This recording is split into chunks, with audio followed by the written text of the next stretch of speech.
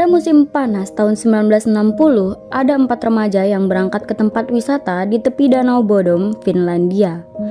4 remaja ini adalah dua pasang kekasih yang mereka ini berlibur bersama dan beristirahat di satu tenda yang bertengger di tepi danau yang cukup tenang. Seharusnya ini merupakan perjalanan berkemah tepi danau yang menyenangkan bagi mereka.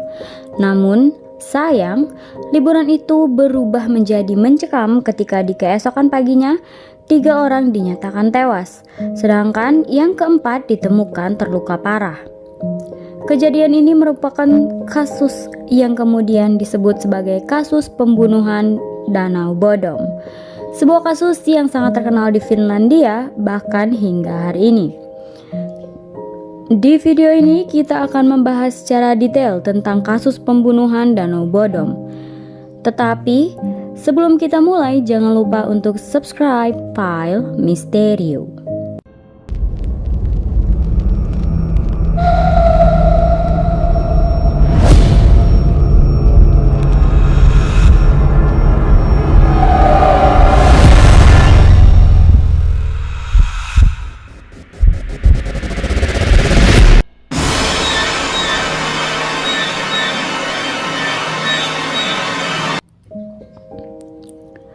Pada tanggal 4 Juni 1960, Maila Irmeli Björklund yang usianya masih 15 tahun dan juga Anja Tuulikimaki dari Espoo, Finlandia, mereka berjalan untuk berkemah mendampingi kedua wanita muda yang merupakan pacar mereka yang usianya 18 tahun, yang bernama Seppo Antero Boisman dan juga Nils Wilhelm Gustafsson.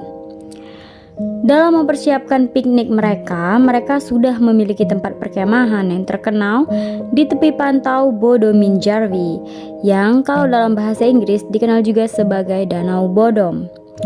Jadi kedatangan mereka di bumi perkemahan pada sore berikutnya ini bisa dibilang berjalan dengan lancar. Selama beberapa waktu, remaja ini menikmati waktu mereka berlibur di alam bersama pacar, ditemani pemandangan danau yang sangat indah.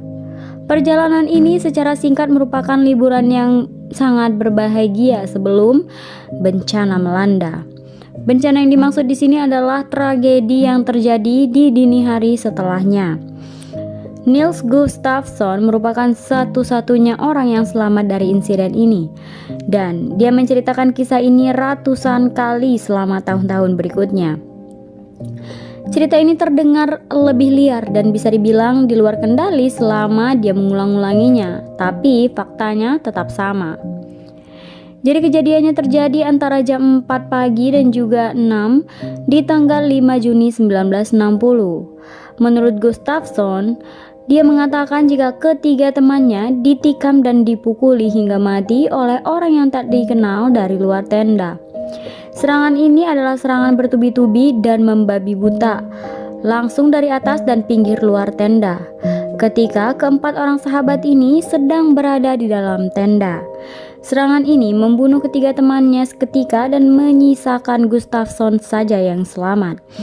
Walaupun begitu, Gustafsson masih juga mengalami geger otak, rahang retak, dan beberapa tulang wajahnya pun patah. Menurut pengakuan dari Gustafsson, setelah tragedi tersebut dia pingsan dan tidak lagi mengingat apa-apa. Sekian waktu setelah terjadi tragedi mengerikan ini, situs perkemahan kemudian ditemukan oleh sekelompok anak laki-laki yang tengah dalam perjalanan mengamati burung sekitar jam 6 pagi. Mereka pun yang melaporkan dan melihat seorang pria pirang yang berjalan menjauh dari arah tenda tersebut. Dalam penemuannya, mayat Maki dan Boisman ditemukan di dalam tenda, sementara Björklund, pacar dari Gustafsson, ditemukan di atas tenda. Kondisinya telanjang dari pinggang ke bawah dan berbaring di sebelah Gustafsson yang tidak sadarkan diri. Björklund ini berada dalam kondisi terburuk di antara korban yang lain, karena dia masih sempat ditikam kembali bahkan setelah dia mati.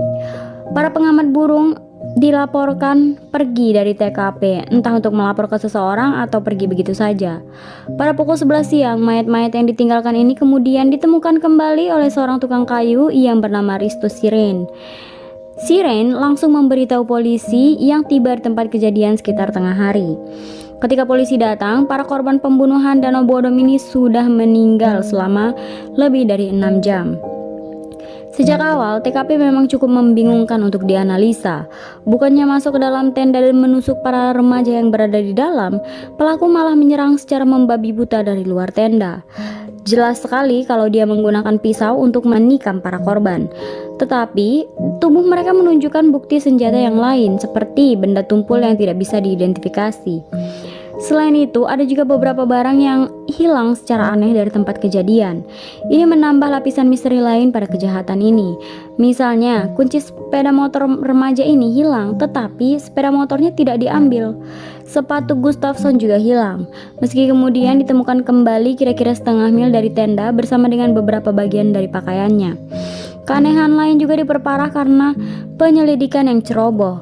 Terlihat seperti pencariannya sangat sulit. Surat kabar lokal memberitahukan jika polisi gagal mengamankan beberapa barang bukti kunci dan tidak menutup area ini setelah evakuasi. Hasilnya, setelah polisi pergi dengan hanya mengevakuasi mayat dan membawa beberapa barang saja, banyak orang-orang yang penasaran kemudian datang ke TKP untuk melihat tempat pembunuhan. Jadi tidak heran jika TKP kemudian terkontaminasi dengan barang-barang yang tidak ada hubungannya dengan kasus. Dalam upaya untuk memperbaiki kesalahan mereka, polisi sempat meminta bantuan tentara untuk mencari barang-barang yang hilang. Tapi sayangnya setelah kedatangan militer di tempat itu, TKP sudah diinjak-injak lebih parah dan sebagian besar barang tidak pernah ditemukan. Terlepas dari kurangnya bukti dan juga penyelidikan yang harusnya bisa lebih baik lagi, polisi tetap mengeluarkan laporan terduga tersangka pembunuhan ini. Jadi menurut catatan, tersangka pertama dalam pembunuhan ini adalah Carl Valdemar Gillström, yang dia ini dikenal di masyarakat setempat sebagai kiosman karena dia memiliki dan mengoperasikan kios di daerah ini. Kios Gillström ini berada di dekat Danau Bodom dan memang sering dikunjungi oleh para pekemah. Walaupun begitu, dia terkenal sebagai orang yang cukup kurang waras juga karena tidak jarang dia terlihat merobohkan tenda dan melempari pejalan kaki dengan batu, entah karena masalah pribadi atau mungkin ada hal yang lainnya. Beberapa orang menyatakan kalau mereka sempat melihat Gillström meninggalkan tempat pembunuhan, tapi kemudian mengaku terlalu takut padanya untuk memberitahu pihak berwenang. Lebih dari itu, Gillström ini juga diduga membuat beberapa pengakuan kepada orang lain yang menunjukkan kalau dia cukup tahu detail tentang pembunuhan yang terjadi. Sayangnya, ketika Gillström masuk ke dalam daftar penyelidikan, dia sepenuhnya dicoret dari daftar tersangka karena 9 tahun setelah pembunuhan Danau Bodom, Gillström ini tenggelam di Danau Bodom. Kemungkinan dia bunuh diri, membuat bukti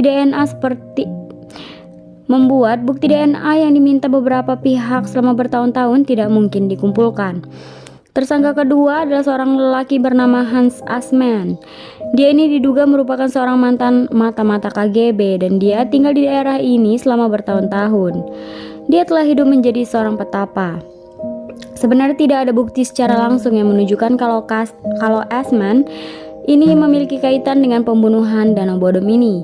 Tetapi fakta kalau dia pernah terlibat dengan KGB membuat dia dicurigai dalam beberapa pembunuhan yang serupa.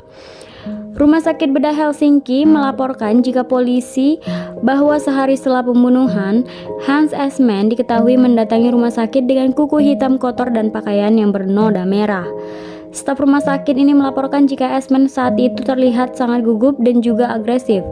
Tetapi dia sempat diselidiki. Selain diinterogasi secara singkat, polisi tidak mengejar Assmann lebih jauh karena mereka mengklaim dia memiliki alibi yang kuat sehubungan dengan pembunuhan yang terjadi di Danau Bodom. Pakaian Assmann yang bernoda ini tidak pernah diselidiki meskipun dokter bersikeras kalau ini adalah darah. Assmann juga sebenarnya cocok dengan deskripsi pria pirang yang melarikan diri dari tempat kejadian tersebut. Assmann bahkan diketahui langsung memotong rambutnya segera setelah artikel surat kabar merinci kasus ini keluar. Penyidikan atas kasus pembunuhan Danau Bodom benar-benar berulang kali mengalami kebuntuan.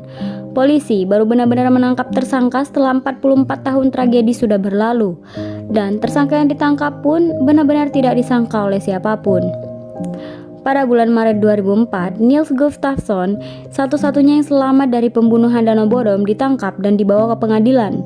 Polisi mengklaim kalau mereka sudah mencurigai Gustafsson selama ini dan bersikeras jika ada bukti untuk mendukung klaim mereka. Pertama, polisi mengklaim jika sepatu Gustafsson telah dipakai oleh si pembunuh selama penyerangan. Dibuktikan dengan fakta jika sepatu ini berlumuran darah korban, semua korban kecuali Gustafsson. Selama persidangan, jaksa mengutarakan teori yang melibatkan perkelahian antara Gustafsson dan juga Boisman, yang kemudian mengakibatkan pembunuhan ketiga orang lainnya. Penuntut mengklaim jika Gustafsson ini mabuk dan diusir dari tenda oleh ketiga orang lain.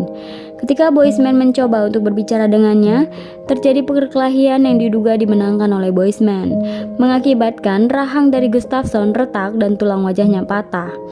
Marah karena perkelahian ini, Gustafsson pun kembali ke tenda dan dalam kemarahan yang membabi buta membunuh pacarnya dan dua temannya. Kemudian dia membuat luka tusukan dangkal pada dirinya sendiri, dan mencoba menyembunyikan sepatunya. Hal yang terjadi setelahnya adalah penataan TKP agar kejadian ini terlihat seperti penyerangan orang lain.